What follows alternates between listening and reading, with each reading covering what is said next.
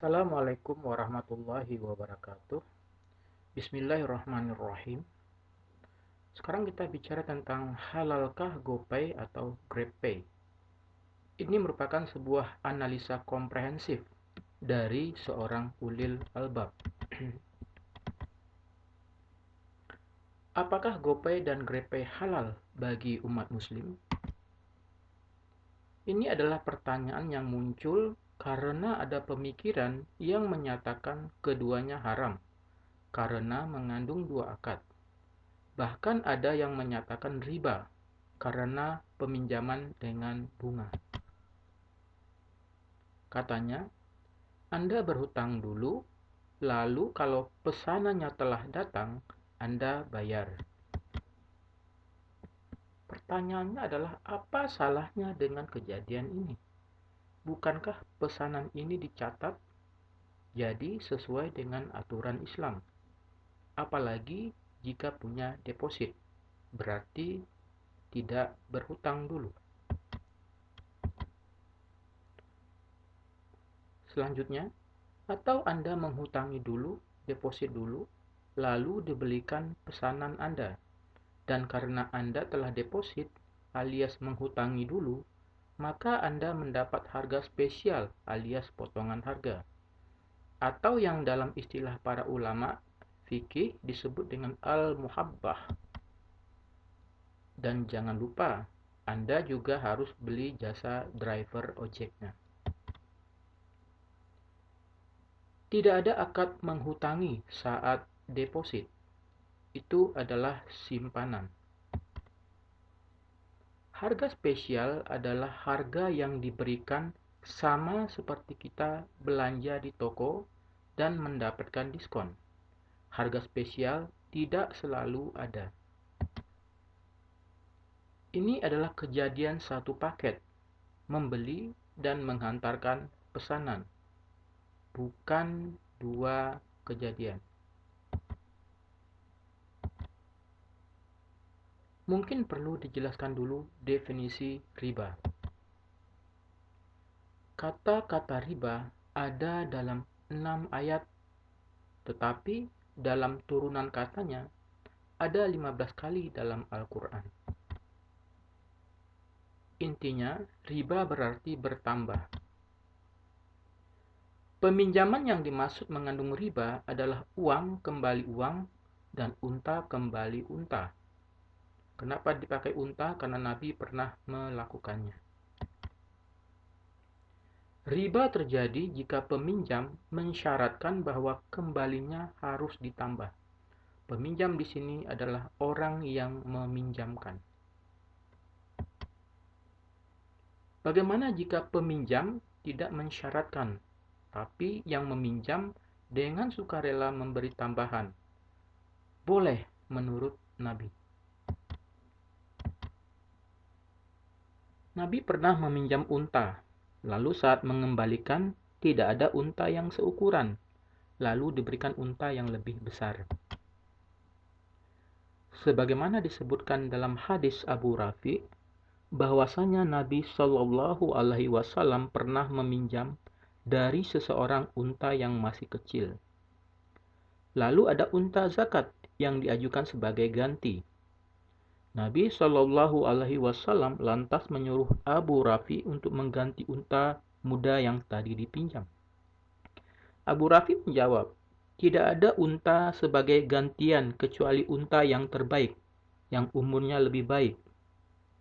Nabi Shallallahu Alaihi Wasallam kemudian menjawab, yang artinya, berikan saja unta terbaik tersebut padanya.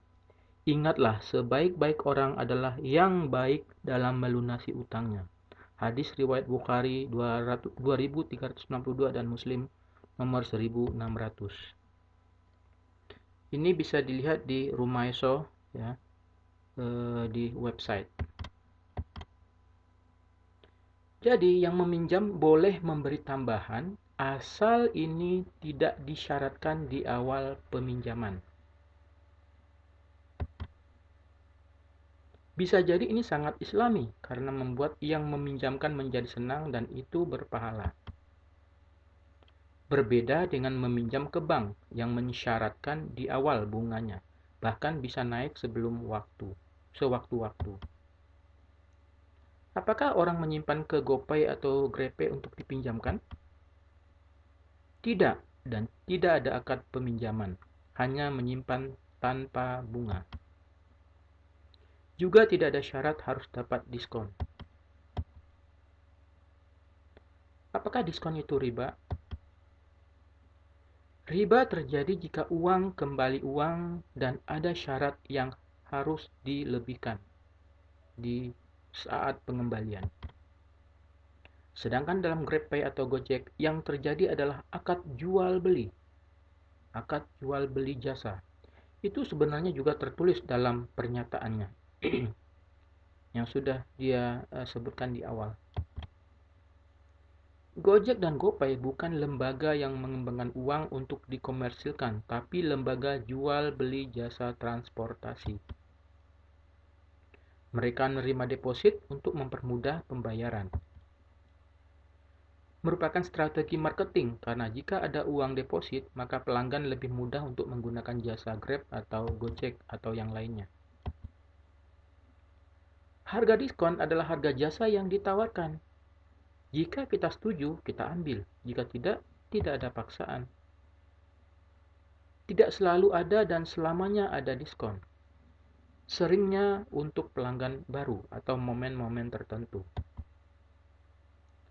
Sering juga diskon yang sama diberikan baik pembayaran secara tunai maupun deposit. Yang kurang dipertimbangkan oleh pendapat di atas adalah sekarang adalah zamannya promosi.